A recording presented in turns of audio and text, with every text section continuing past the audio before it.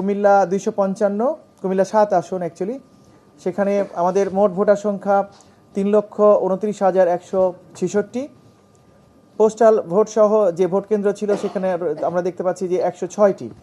এই কেন্দ্রগুলোর মধ্যে আমি প্রার্থীদের ভোটের সংখ্যা, প্রাপ্ত ভোটের সংখ্যা বলছি।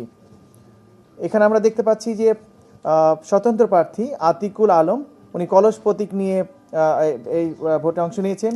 তার ভোট সংখ্যা হচ্ছে 91,690।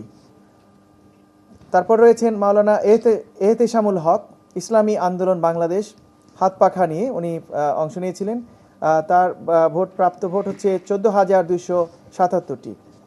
রেদওয়ান আহমেদ, বাংলাদেশ জাতীয়তাবাদী দল বিএনপি, ধানের শীষ প্রতীক নিয়ে উনি পেয়েছেন 48,509 ভোট।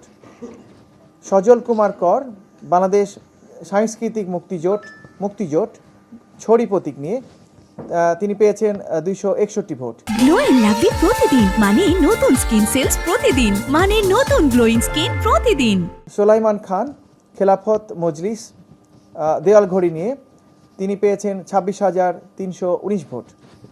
আমরা 5 জন প্রার্থীর যে ফলাফল এখানে দেখছি প্রাপ্ত ভোটে, সর্বোচ্চ ভোট পেয়েছেন আতিকুল আলম, স্বতন্ত্র প্রার্থী, কলস প্রতীক নিয়ে 91,690 ভোট।